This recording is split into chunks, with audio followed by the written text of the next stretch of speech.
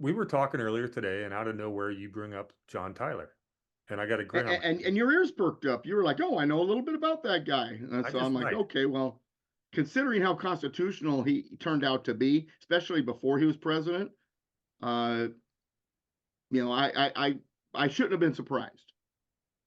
Well, yeah. So the way the conversation went down is I don't know how did Tyler cross your radar this weekend, because you just brought him up to me and you said the Well, more you because I'm read about working him, on the more you read researching about him him, for the my more you book. started to like him.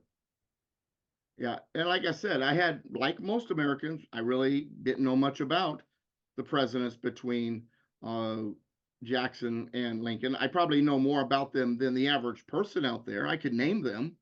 I could tell you one or two things about their presidencies, but to sit there and go into detail about each of them, couldn't do it. And so I'm writing this book, and I'm up to John Tyler. Just finished with William Henry Harrison, and for a guy who only held office for 31 days, it sure is a long chapter, but that's beside the point. And so I'm almost done with John Tyler's chapter, and it's just the guy is fascinating. He's a total Jeffersonian. Matter of fact, he's the one that gave a nice long speech at Jefferson's funeral. For example, he liked Jefferson. He came from an interesting background. He got ticked off with the Democrats. That's why he went to the Whigs. Then he pissed off the Whigs and became an independent. That's beside the point. And it's because of his constitutionalism, his strict constructionism. As different parties kept trying to head into a nationalistic point of view, direction, or use federal funding for internal improvements or something like that, he was against it. And he was also against the central bank. So that was one thing, national bank, which is one thing he and Jackson saw eye to eye on. But Well, not a whole lot of other things. But anyway, and that, so I was just pleasantly surprised that he was as constitutional as I have been realizing going through that research. so what's really interesting about that is, I'm a big fan of Brian McClanahan, who I think is one of Mm-hmm. the best constitutional historians. He wrote a book called Nine Worst Presidents of the United States and Four That Tried to Save the Country. And he's also done a couple of videos about the five worst presidents of the United States and the five best. What's interesting is his criteria, how he chose who the best presidents are. And it's a pretty good criteria, I think you'll agree with. And it was basically who are the presidents who did the best job of upholding their oath of office to preserve the Constitution. Mm-hmm. And in order, he's got Johnson, Andrew Johnson, Lincoln's VP, who basically made himself infamous by vetoing an awful lot of unconstitutional stuff. He's got him at the top of the list for being constitutionally minded. He's number five. We're going to go from five, four, three, two, one. Oh, okay, he's number 5. Okay, I don't know if I would put him on that list, but okay, but I see why. Okay. Next one he had was Monroe, and that's a pretty strong case. We don't need to, talk about that too much. Monroe had a few things though that he chased after that weren't so constitutional too, which might offset some of his. But yeah, he's in that group. The competition here is not very good because most of the other 40 plus are not even worth talking about in this light. Number 3 was Pierce, which is interesting. I think it's a similar conversation you could have with him and Tyler. His number 2 was Grover Cleveland. Yeah, Grover Cleveland's actually my number 3. And number 1 on his list was John Tyler. Hmm. So, which I thought was fascinating when you brought it up today, because I'd seen those videos in the last year. So No, I think Cleveland's number 5. Now I'm thinking about it. I'll shoot the Yeah, video. he was Mr. Veto.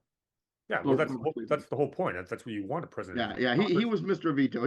I think he has more vetoes than any other president. You think Tyler passed up Johnson, or Cleveland passed up? I don't think Johnson's in the top 5. And it's funny because Jefferson's not on that list of top 5, primarily because of the Louisiana Purchase and because of him being willing to help fund the national road. Madison would be in the top 5. I think I have him as 3. I think I didn't have Tyler on my list before, but I think I would put Tyler there now. Calvin Coolidge would probably be my number 1. Even though there was a few things he did, for the most part, he was probably better than all of them. But Well, like I said, Tyler's impressed me from my well, research. well, let's give the layperson a better idea of Tyler, because we fast forwarded right to the end Yeah, of it. this is a guy. Well, this is a guy who's the second Whig president, and he's only the second one by 31 days. And and Well, he did work his way through some interesting channels to get where he wound up, yeah, so I'll and he walk through ticked that. off a lot of people. So he's born in 1790 to a very Yeah. wealthy Virginia family. Hmm. His father Slaveholding John family. his father John Tyler Sr. was the governor of Virginia in Hmm. the 1790s, 1810s. Very good friends with Thomas Jefferson. Hmm. Uh, And it was his grandfather. I remember his grandfather had a something that was important. Well, go ahead. I'm sorry. yeah, so yeah, John Tyler is one of those guys who graduates college at age 17, William and Mary, where a lot of the founding generation went to. That would have been the Ivy League of the time. Graduated or passed the bar at age 19, even though he was 2 years too young to do it.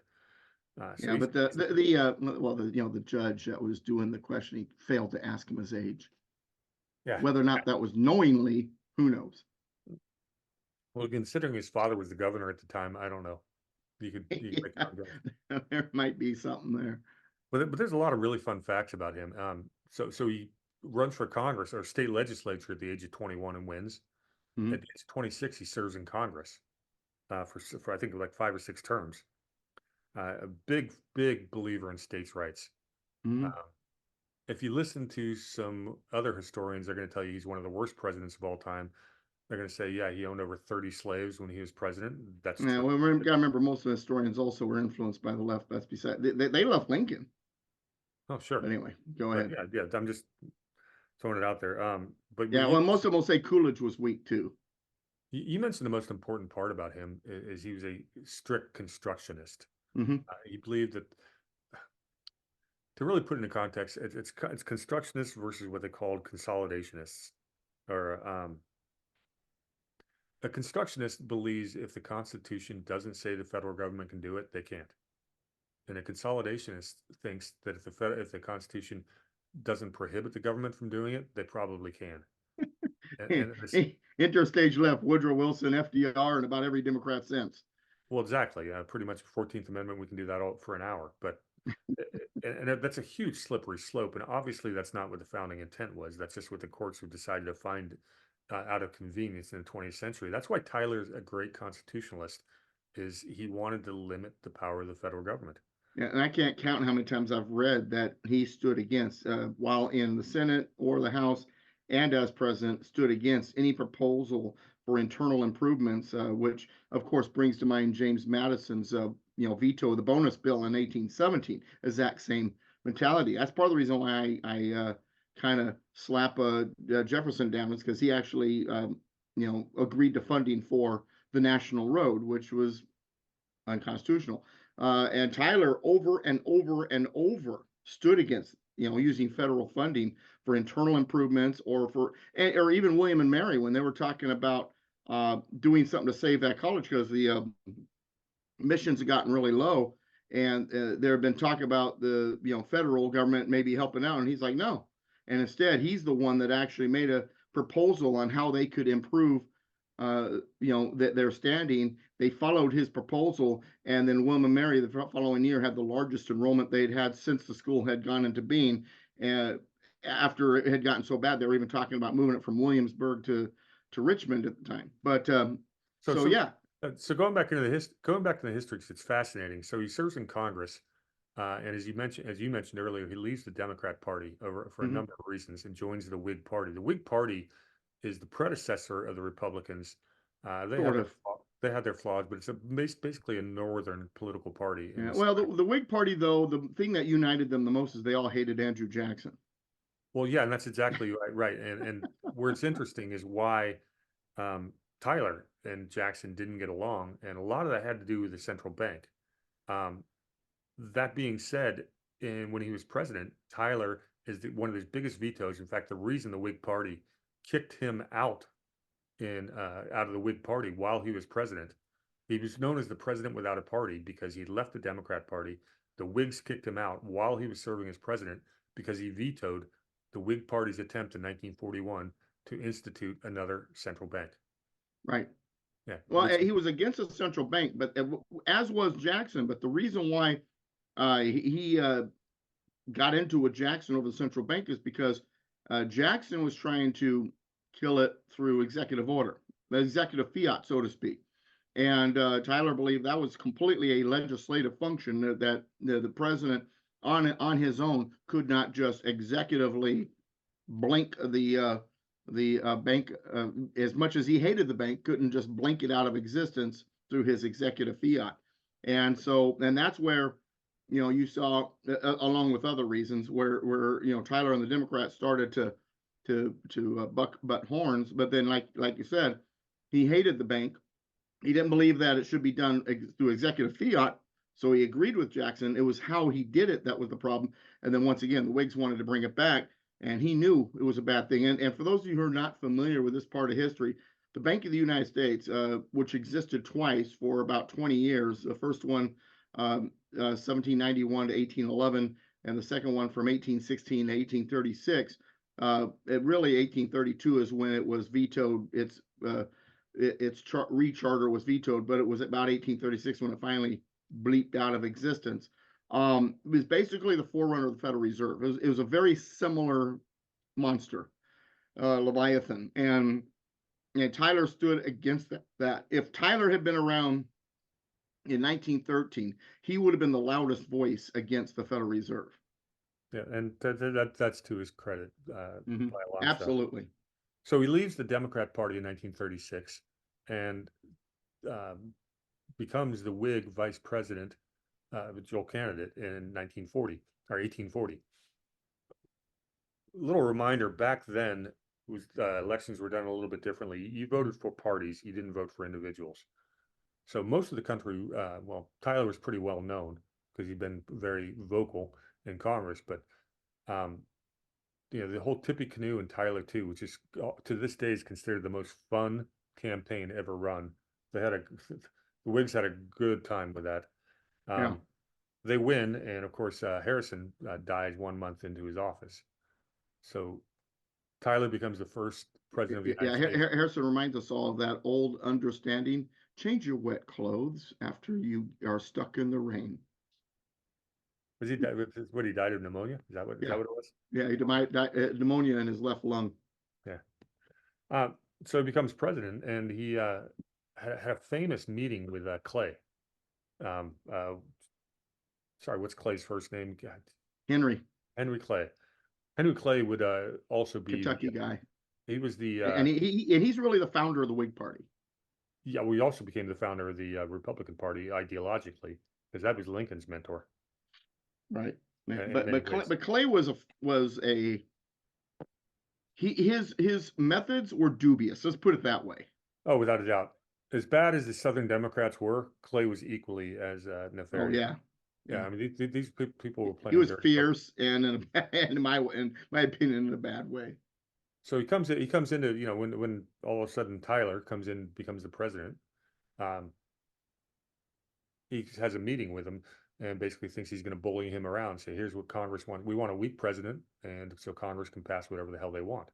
And real quick, just for the chat room, real quick, it's not Tippecanoe, it's Tippecanoe, Tippecaenoe. It was a battle that Harrison was famous for winning during the War of 1812. Right. But anyway, yeah, because Nana Mar's like, tip a canoe, and Tyler too. Yeah, well, and maybe she's just being or he is being facetious. But with Nana, I'm assuming stands for Nana, but so I'm assuming female, but maybe just being facetious. But just for those of you who are listening, yeah, Tippecanoe is a battle that Harrison was famous for, and he actually okay, she was making a joke. I thought you might be.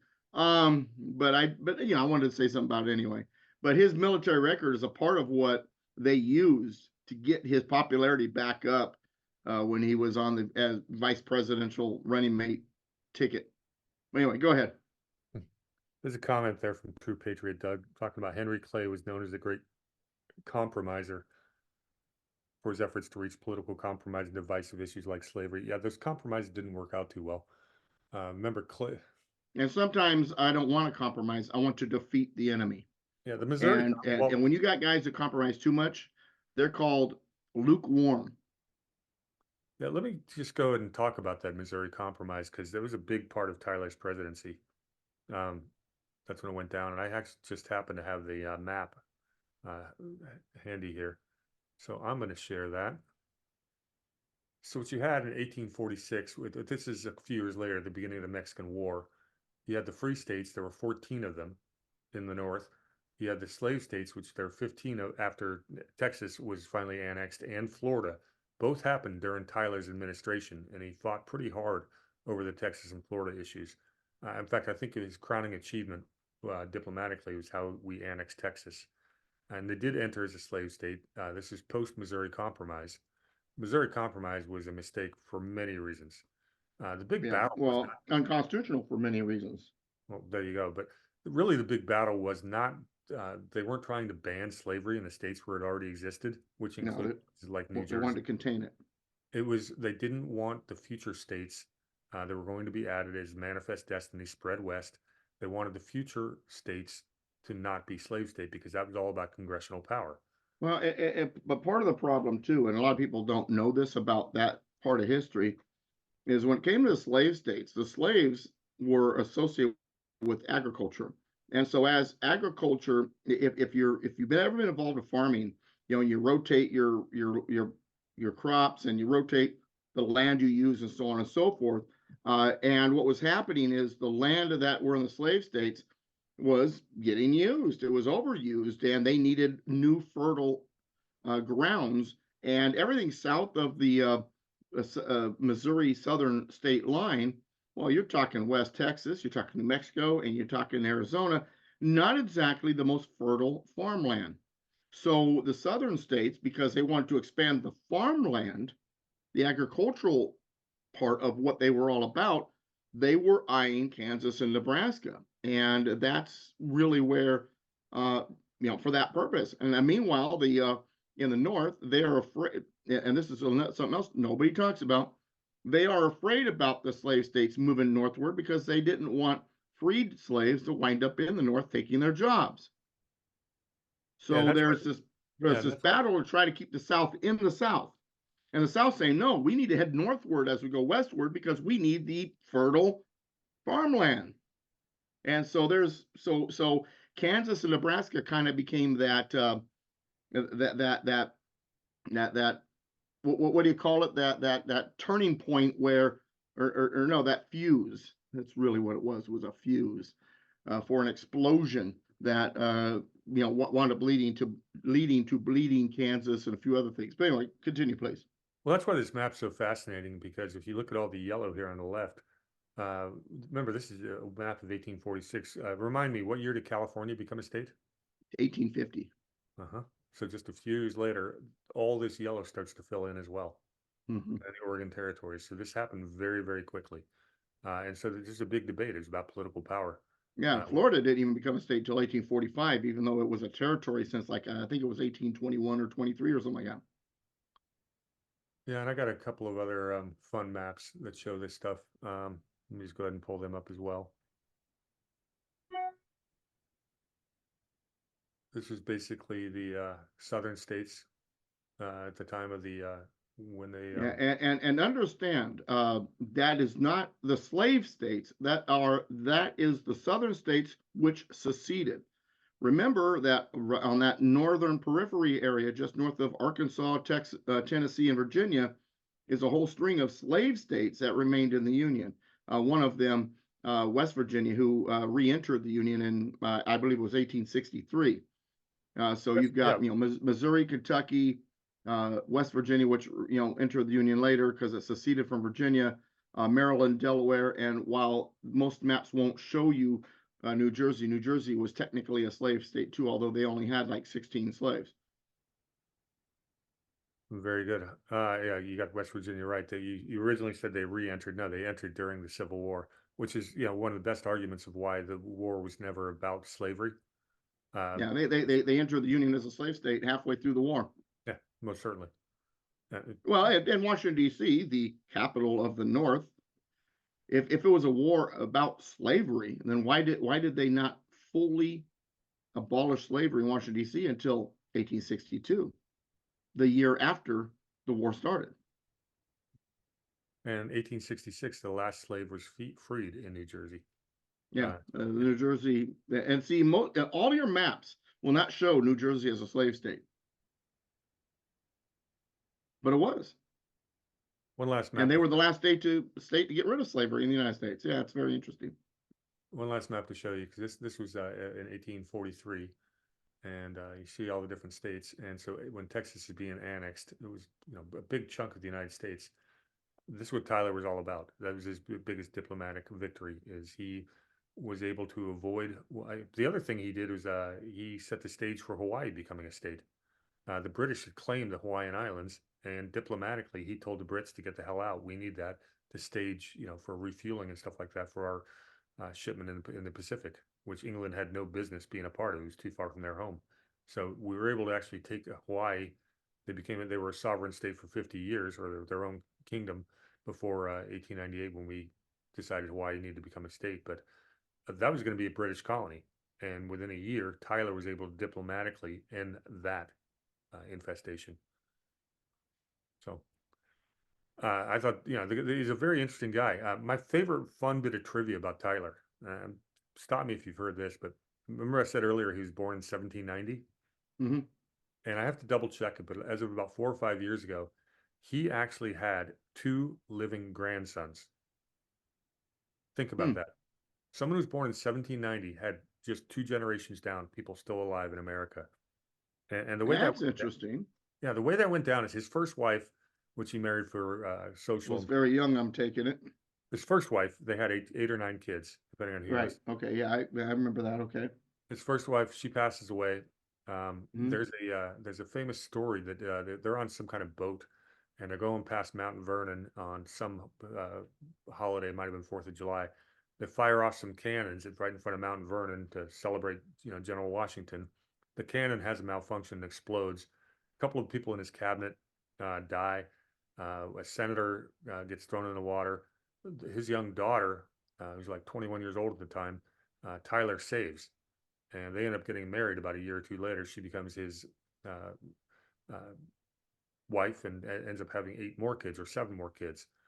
So his youngest child, he was 63 years old when he had that, and that would have been a guy by the name of Lyon Tyler. Well, Lyon's youngest child he had when he was 75 years old, and that is Harrison Tyler. Harrison Tyler, I believe, was still alive 4 years ago, living in their ancestral home in Virginia. So 3 generations basically has spanned the entire history of our country. So Wow. I think it's fascinating. It's what happens when you have that many kids and have them that late in age. But Well, it also reminds you how young the United States really is. yeah, I found that fact. I started doing the math. I had to write it down, and yeah. So that's your guy, John Tyler. Yeah, we had a couple of veterans from the war between the states still alive in the early '60s at one point, but they were like 110 or 115 or something. It was like 2 of them that made it to the 1960s, if I remember properly. But anyway, yeah, sometimes it's interesting looking back. And there's an old saying, and as a historian, I firmly stand behind this saying: "Truth is stranger than fiction." Yeah. Well, the last point about Tyler, the reason historians hate this guy is he's absolutely a secessionist.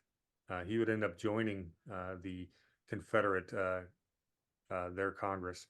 Mm-hmm. Never got to serve. He passed away in 1861. But he was a big speaker for pro secession. Yeah, Uh, and it wasn't necessarily because of the slavery. Don't get me wrong; he was a slaveholder, although he didn't have as many as some of the other people. But it was because he believed that the federal government had betrayed and breached the contract that is the Constitution.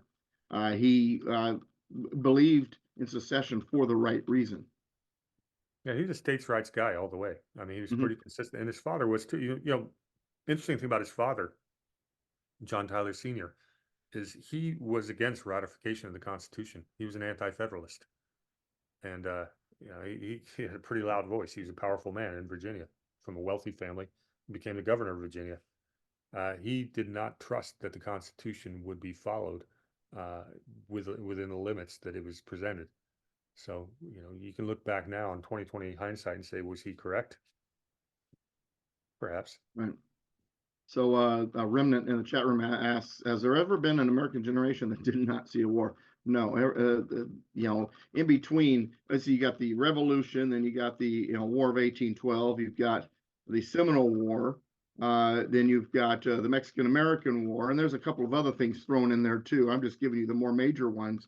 Then you got the war between the states, got the Spanish-American War, and there's a couple that are dipped in between there, between the war between the states and the Spanish-American War. And then you've got World War I, World War II, Korea, Vietnam, the Middle East, and there's been a couple things also dipped in between Vietnam and the Middle East. And while I wouldn't call it a war, the invasion of Grenada, sure, even though it was real quick, that was a military action. That was really war being waged. And there's others. But and then there's the Cold War. A lot of people don't like to call that a war. It was a war, and anybody who thinks it wasn't really a Cold War doesn't know what they're talking about. I was in the Navy at the time, and let me tell you from experience, it got hot a few times. But anyway, but it's actually a good question because the average American doesn't realize we've pretty much had a war every, I mean, it's just they're just spotting throughout our. You know what it makes me want to do is create a timeline of all the wars.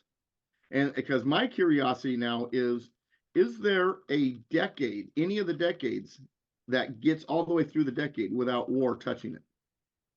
Yep, I got one for you. Okay. 1920s.